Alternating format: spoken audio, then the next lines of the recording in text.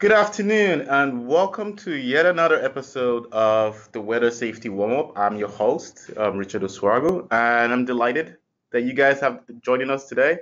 We have a fascinating session today. It's going to be, of course, weather safety and athletics featuring TAPPS, and we're going to talk about, weather safety. We're going to talk about the best safety practices, and TAPPS. We're going to hear how TAPPS actually handles that. But before we get started, let's go over some housekeeping notes. If my laptop would work with me, there we go. All right, so this webinar is being recorded and will be sent out shortly afterwards. So keep an eye out for that. Typically, it's about a day afterwards. If you're having audio or visual issues, try closing and reopening. Go to webinar platform, which is what we are currently using.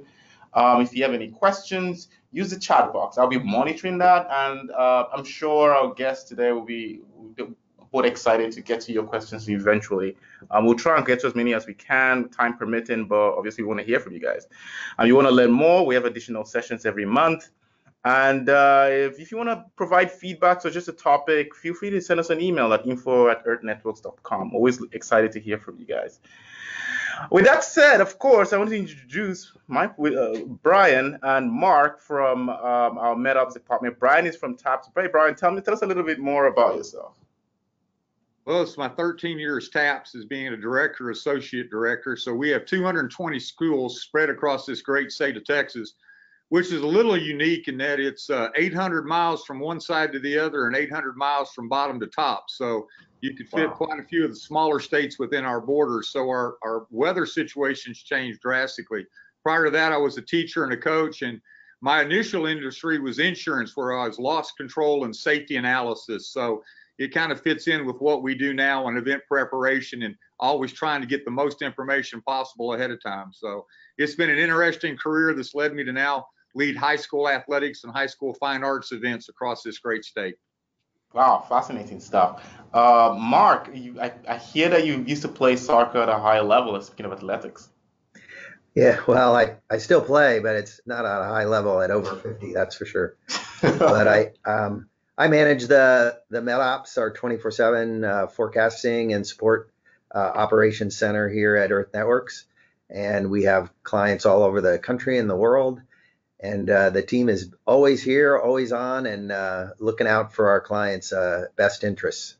Oh, that sounds great. I'm looking forward to hearing more about that. But before we get started, let's run a quick poll. I'm just curious to find out where our audience are coming from.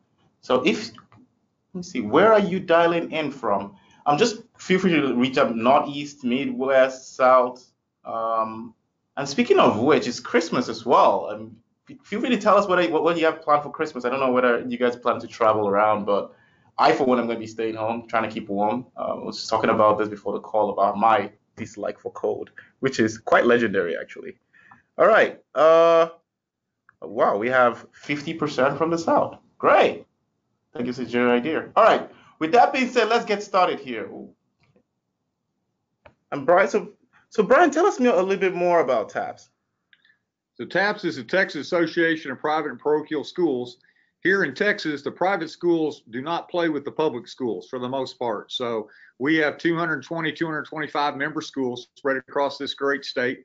We're headquartered at the Texas Motor Speedway. So we have an enjoyable view out our window a few weekends a year where we get to see the race cars or the planes or whatever come across. Mm-hmm. We're unique in that we have an awful lot of part-time coaches and 40,000 kids spread across.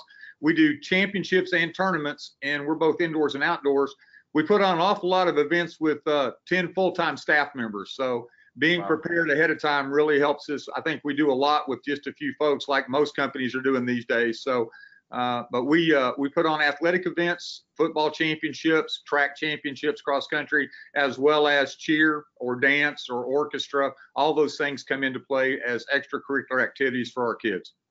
I find that fascinating, though. How many is that private schools and public schools don't play each other typically? Is that something that is unique to Texas, or is that something that's pretty much standard across every state? A lot of states have a smaller private school league, but many of them are playing with the public schools in the designated. In Arkansas, for example, they all play together. In Louisiana, many of them play together. So we were just designated that way years ago, and 42, 43 years ago, our schools decided, hey, we want a place to play. Let's band together. And out of that has grown what we have now. We went from 20 to 220, so we're happy with our progress. Oh, that sounds great. Speaking of Texas, I was curious about the weather around there. Mark, can you just walk us through what the severe weather grade card that we have for Texas? Sure. So Brian said obviously 800 by 800 miles is almost a full country, and they in Texas you get a country's worth of severe weather. They have pretty much every imaginable severe weather threat. There is some low, medium, or high threat for that in Texas, and of course it's all different times of the year. They range from tropical threats along the Gulf Coast and eastern Texas, and they even get blizzards in the Panhandle and western Texas. So they're probably the state that has the most intense weather when you go from season to season to season. Obviously, a lot of states have varying levels of severity of weather that is shown on here, but certainly Brian's group there has a lot of weather to worry about. Yeah, I can imagine. Hey, Brian, is this in line with what you guys see on the ground? I think the only thing that's really different is being here in north central Texas and Fort Worth. That large hail seems to come a little bit more frequently than the low forecasted here on the chart. It seems like from an insurance standpoint, we may be the capital of hail damage.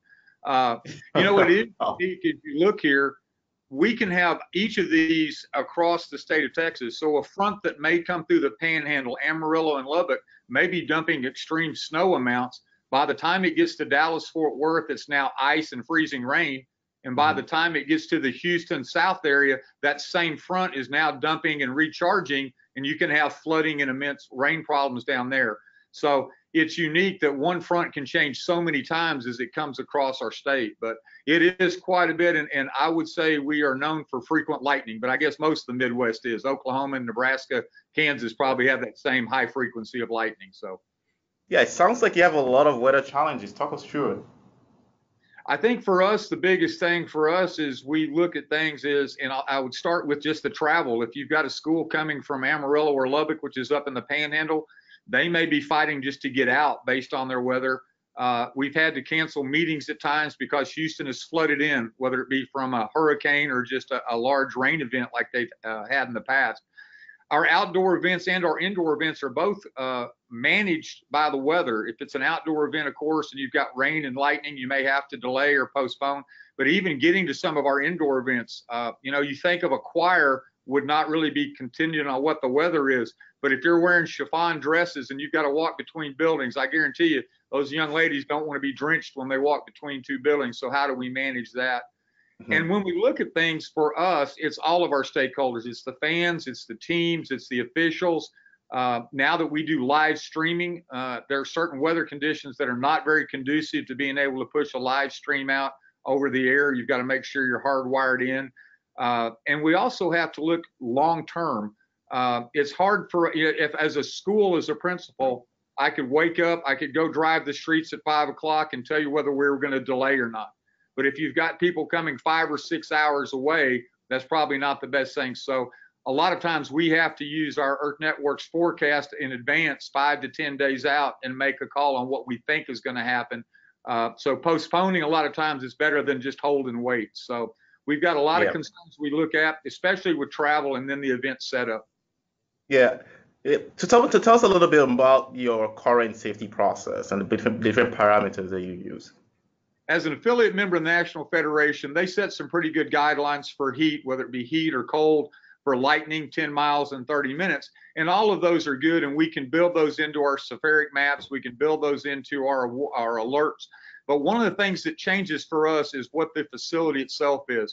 So if you're at cross country and it's a 5K course, you're spread out an awful long way. We've got 5,000 spectators and students there. They're not all going to be able to run back into an indoor place in the event of lightning. In golf, because it's a walking course, on a general golf course, most people are on a golf cart. So if you blow the severe weather, they just hop back on the cart and drive back to the clubhouse. For us, we have to figure out how to get the kids back. And then larger stadiums, the more we've built the larger stadiums, they're different in that you put 5,000 people in a stadium, where are you going to put them all when they come back? So our parameters, we've extended out some things. And again, we're in Texas. We have a variety of opportunity. When we're in Waco, on the Brazos Valley, a lot of times what's started in Texas is building over the top of us. So even though we're on the phone to Earth Networks, we're looking at spheric maps, if it's building over the top of you, the first lightning strikes may be 3 miles away. So even then, our alert system, we're having to say, okay, help us with a little prediction here. Are you thinking it's going to form over us, or do you think it's going to move over us? So those are some things that we look at very carefully in our safety processes and safety procedures, is where we are, and then how do we actually work. So we're using spheric networks, and we're using those alerts. Our shelter locations many times are limited. I hate to say it, but many times our shelters go back and sit in the bus. And, you know, that's great if it's rain. It's not too bad if it's hail. If it's high winds or tornadic activity, I don't know that I want to be in a bus either, but it's probably safer than standing under a tree. So it's kind of where we're on that. Well, fascinating. Mark, what do you think about? I keep hearing about it, the 10 miles, 30-minute rule from National Weather Service, but we always talk about how it could potentially be customized. Can you speak a little bit more about that? Yeah, so there's a lot of things that go into what is the safest distance to be notified about the first lightning. Some people use a kind of a heads up distance so they know something is getting closer. And then there's an action distance where, they have to have a certain amount of time knowing that storms can move along, and how many people you got to move. If it's 50 people, it's different than if you got to clear a whole stadium. So these are all conversations that folks got to have internally, and they can talk to us, the experts at Earth Networks, to try and figure out what's best for them. Yeah. And Bryan, tell me a little bit more about the travel safety piece. I know I see you talked about travel a lot in your deck. Can you expatiate a little bit on that? Because we're traveling from so many places, if you're traveling from the Valley, traveling from the Panhandle, or in El Paso, which is a long way from anywhere, you've got to give them lead time to make those travel decisions. If you're renting a bus and it's $1,500, it's still, you want to make sure that $1,500 is going to be well spent.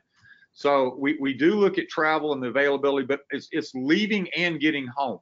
So if you have a school that's driving from Lubbock to Fort Worth, that's a 6-hour drive, and you're coming east and south, you may run out of whatever potential freezing rain or snow or whatever you have in the Panhandle, but it also could come in behind you. So you might be able to get to your destination and not return home. That's happened to me on more than one occasion.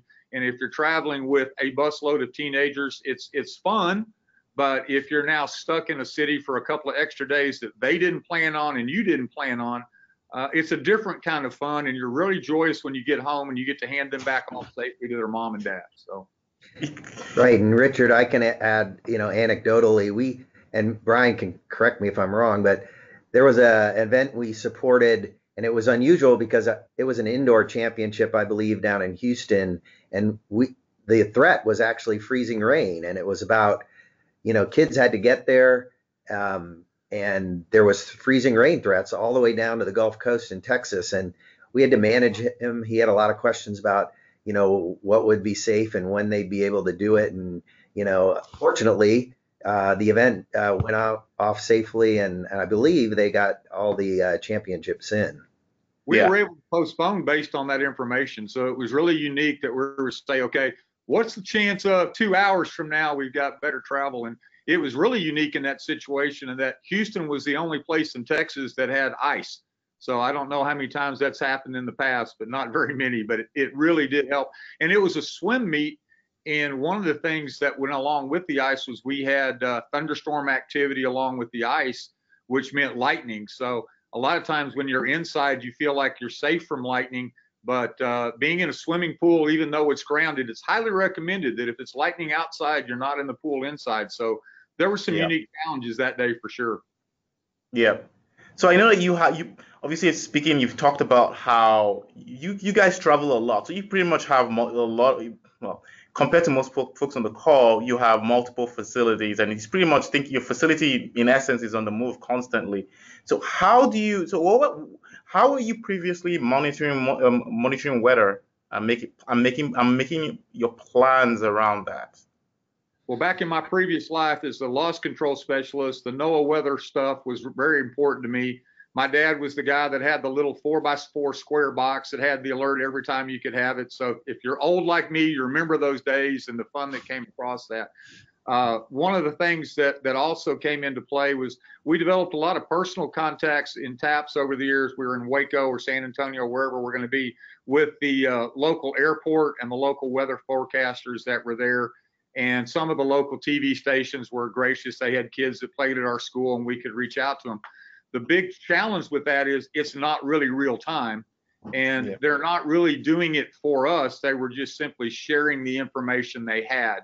So it was not personalized. And a lot of the information that you get when you do it, I know that as a pilot, a lot of folks, their information is very local and very hyper local, but a lot of it is not up to date. It's a 15 minutes late could be the difference between landing safely or taking off safely. So the challenges were really, as you've got on the screen, real-time information. It needed to be personalized to what we were asking, whether it be wind, whether it be hail, whether it be lightning, and those things weren't always as well. And the Severic map, just because we can track wind, we can track lightning strikes, we can track all that. That's been a huge asset for us because we are not at our home facility. We're at the mercy of somebody else's facility. So being able to take our computers on the road, take our screens on the road and follow it closely has been a big asset.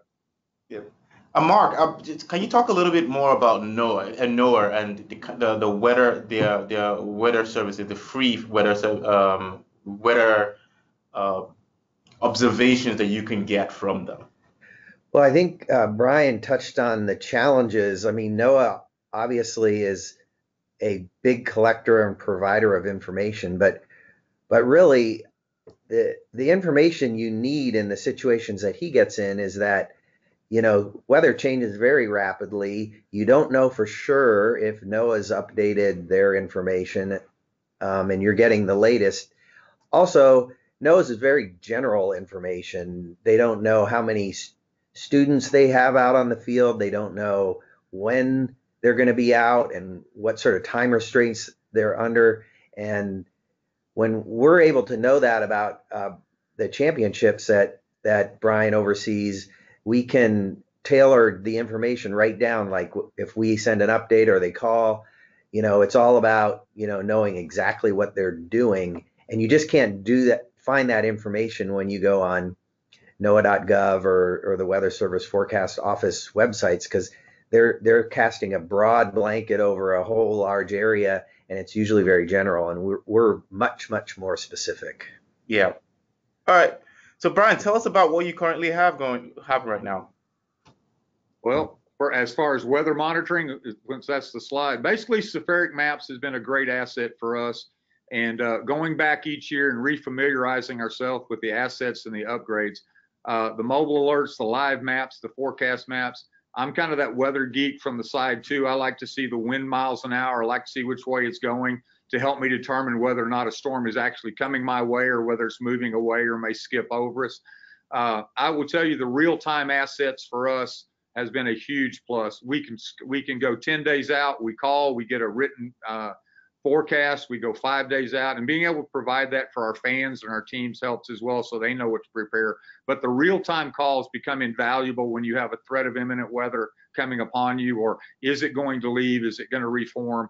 And to be honest with you, that's the huge asset for us, is having that ability to have an expert on the phone with you live in real time when things are cracking above you.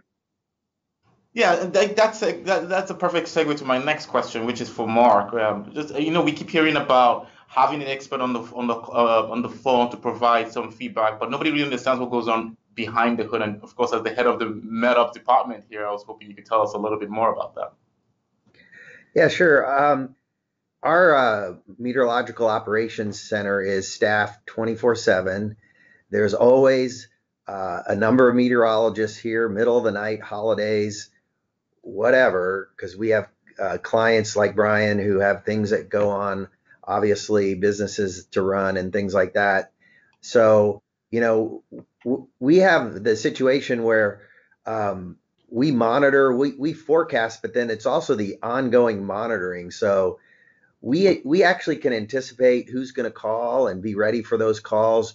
You know, nowcasting is very important. Our live local weather, our lightning network is critical in monitoring, threats that could be developing very rapidly. Texas has very rapid changes in the weather. As people who live there know, the storms can build out of a clear sky. You can be in a tornado situation in less than an hour. And so, those are the kind of things that having a staff just kind of constantly in the middle of the night, even if Bryan called us and he had a question at 3 a.m, there'd be someone picking up the phone and ready to go with the answer in his question.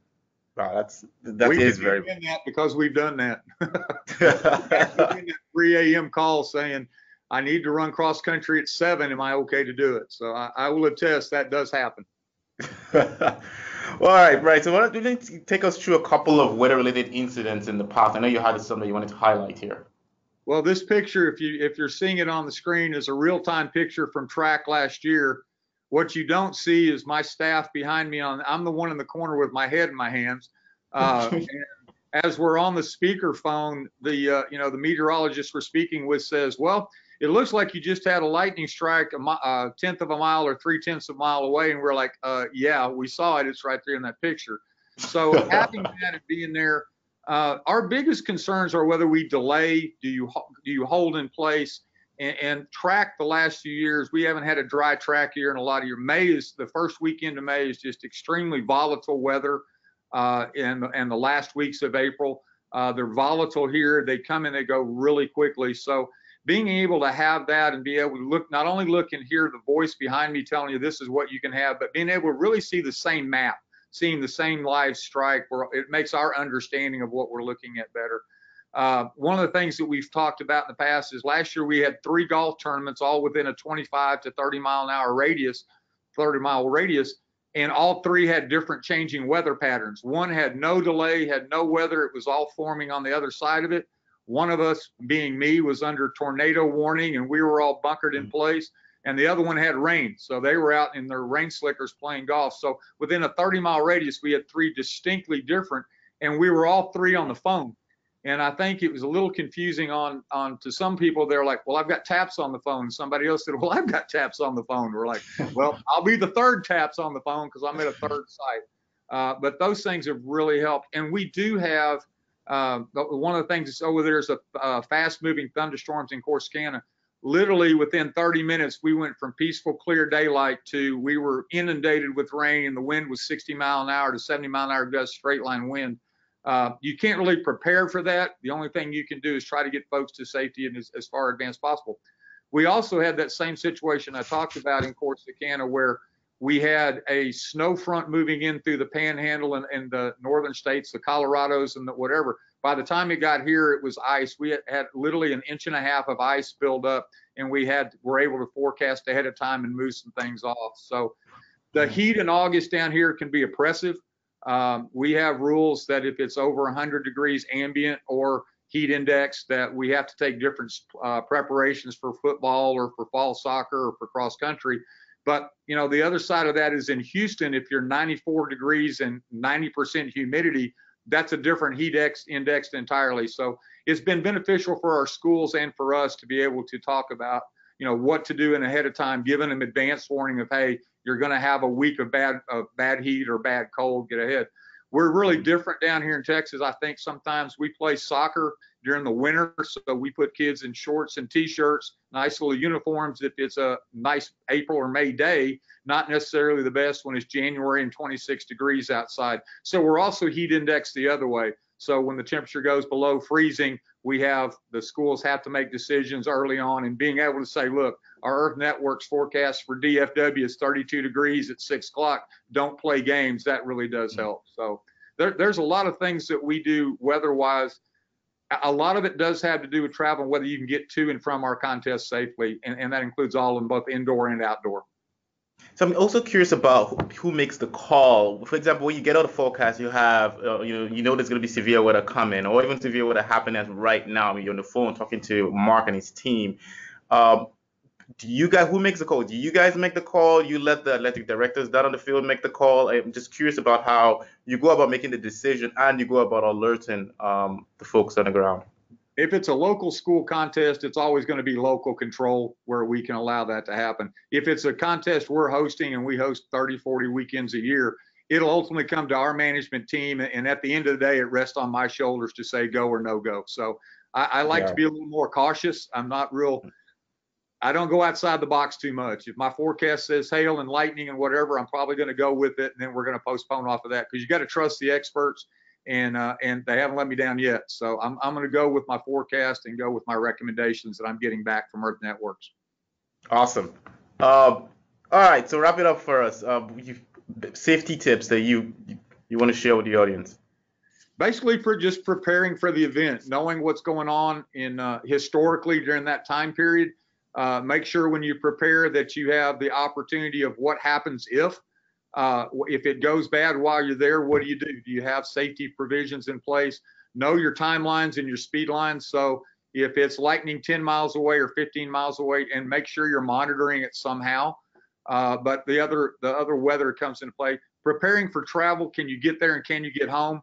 It doesn't do us any good to get people someplace and then they're snowed in or iced in or the weather itself. And you don't want to bring people into peril. So if they're threatening dangerous thunderstorms and we're supposed to have a meeting or an event and the threatening weather is at that facility, can we change facilities? But that would be true for anybody. Look and prepare ahead and know where you can be and what you can't be, and then prepare for the unexpected. Here in Texas, the weather can change in a moment's notice. The old wives' tale, if you don't like the weather in Texas, wait 30 minutes and something new will come your way, has proven true over the years.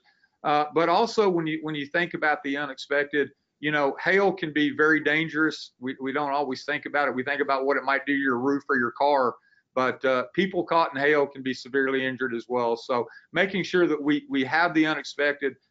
If you do have a sudden rise of water, we do have a lot of flooding here in low-lying areas, both for travel and at the facilities we're in. So making sure that we know egress and excess routes, how can you get in and how can you get out? But I think that's true of all industry. It certainly goes back to where I worked before. So.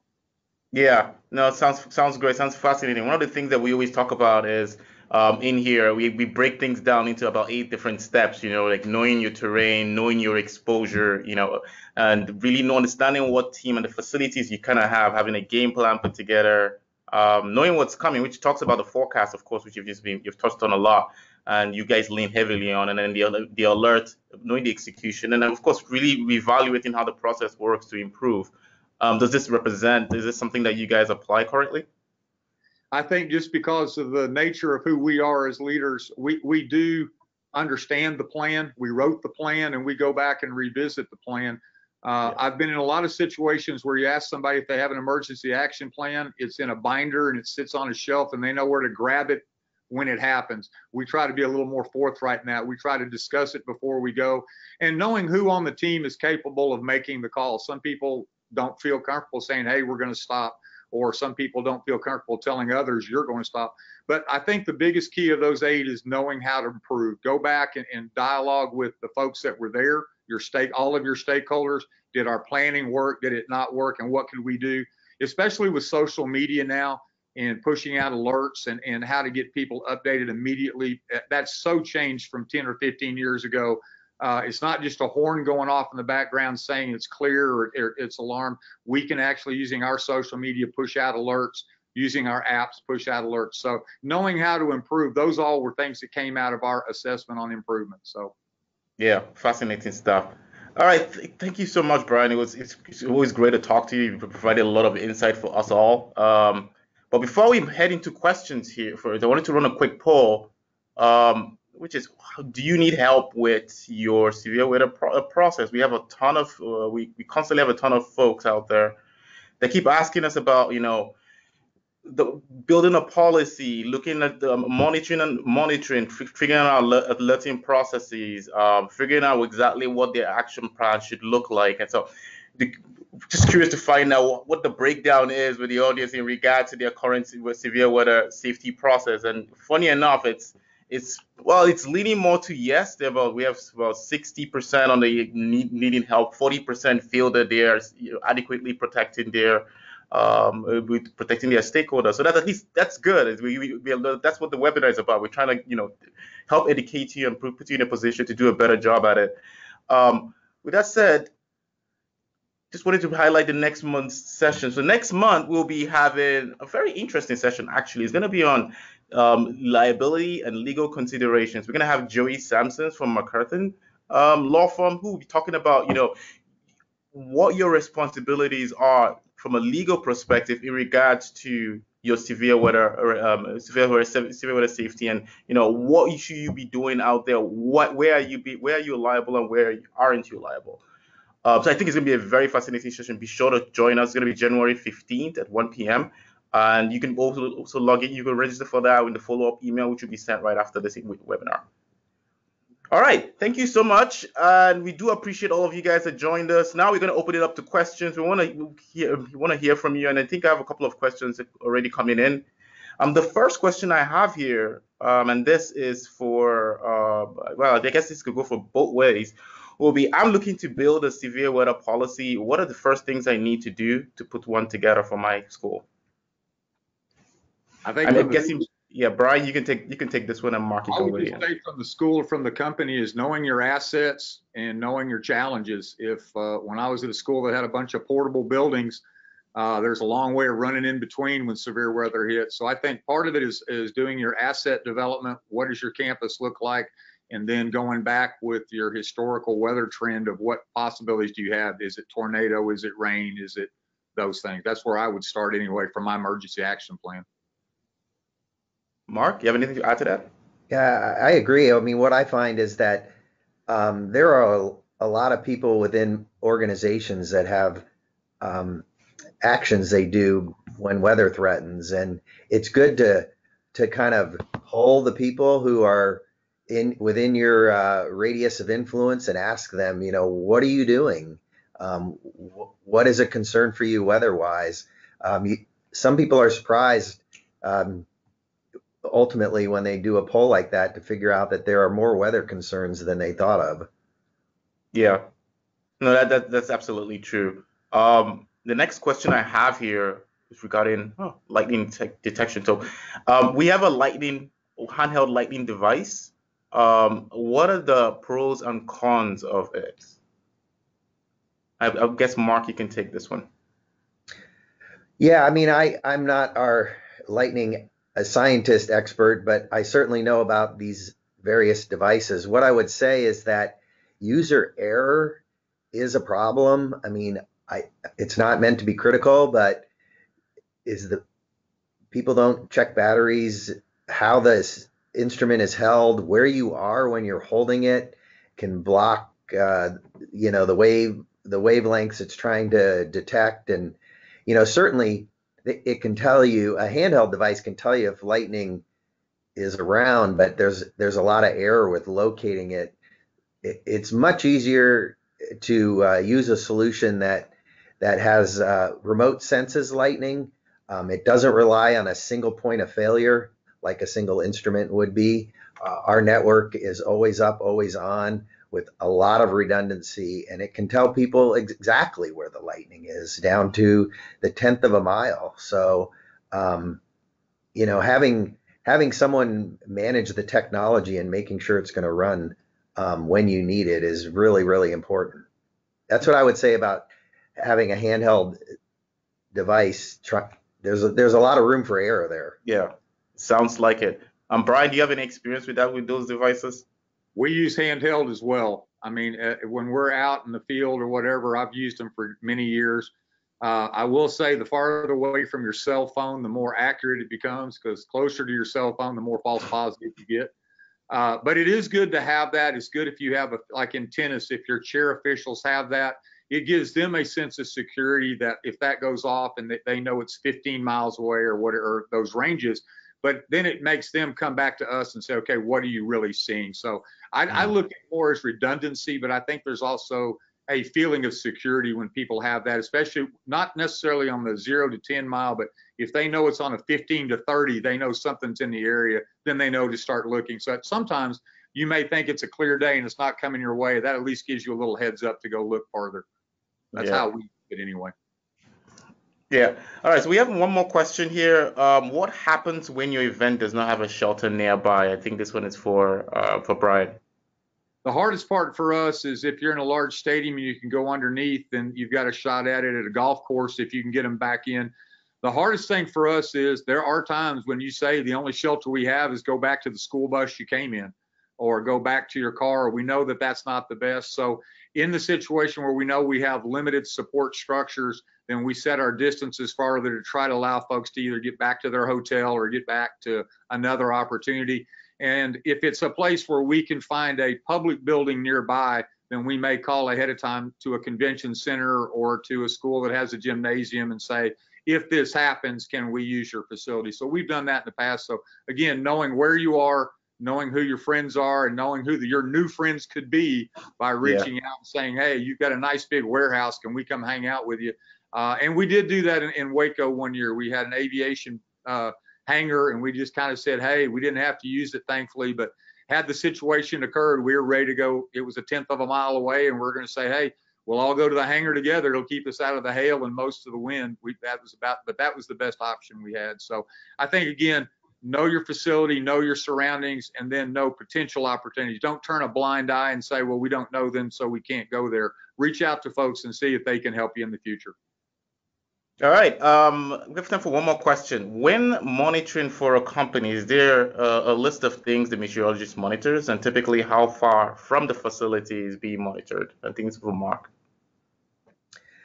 Well, one of the obvious things is radar. Nowcasting for events like Bryan has is watching radar very, very closely. The lightning, the first stroke of a lightning coming from something you see on radar can be a sign that things are going to get worse pretty quick.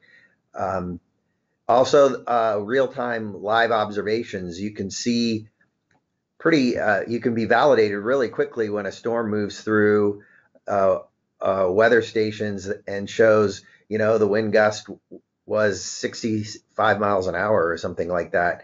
I mean, a lot of thunderstorms can look severe and they're not actually on the ground in the end, as far as high winds and tornadoes. But once you can get validation of what's going on with radar and observations. So those are obviously the most important things that we use, especially when we're under the gun with events. Yeah.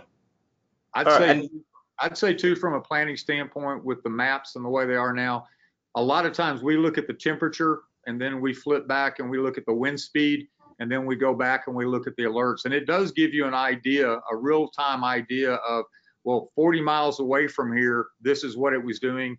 And 10 minutes later, you can see the changes. So I just applaud the Earth Network's technology. We may not understand everything we're seeing, but we have an awful lot to see that helps us validate what our decisions are. All right, so we have time for one last question, and this is really around lightning, the accuracy of the lightning detection systems, and which is obviously what we do, and the total lightning, because we have both in cloud and the cloud to ground lightning system, Mark. And so the question really is, how accurate is it compared to other systems? Well, our detection efficiency, which means what percentage of lightning are we seeing that actually is occurring, is in the U.S. it pushes over 95%. In some areas, especially where we get a lot of lightning, like Florida and in Tornado Alley and things like that, it pushes up to 99%. And the accuracy of the location is less than 250 meters. So you're pretty much getting and what's even more amazing is that when lightning occurs, you get alerts within seconds. It's like I have a lot of alerts set up that I'm for monitoring clients and things like that. And you can have a lightning flash occur, and within 15 seconds, where it is, where it occurred, and how far away it is. And so, the system is completely redundant. It has redundancies in the antennas that detect it to the servers that process the data. And so, the reliability factor really can't get much higher than that. Yeah. Absolutely. Well, that's all the time we have for today. We know we've gone a little bit over. We do apologize for that. Thank you again for joining us this afternoon. It was a great session. We will get the recording out to you guys in case you missed it, and we'll also be sharing out the slides as well. Again, feel free to come back for next month's session, which I think is going to be really, really interesting, which is legal requirements and liability. And that's going to be January the 15th at 1 p.m. Thank you again, Bryan. Thank you, Mark, for joining me. I do appreciate it. I know, Bryan, I envy you. You're at least a little bit warmer than I currently am, so I do envy you. Envy where you are. I understand. We like it here too. All right. Thanks, Bryan. Thanks, Bryan. Thanks, guys, and hope to see you guys next month.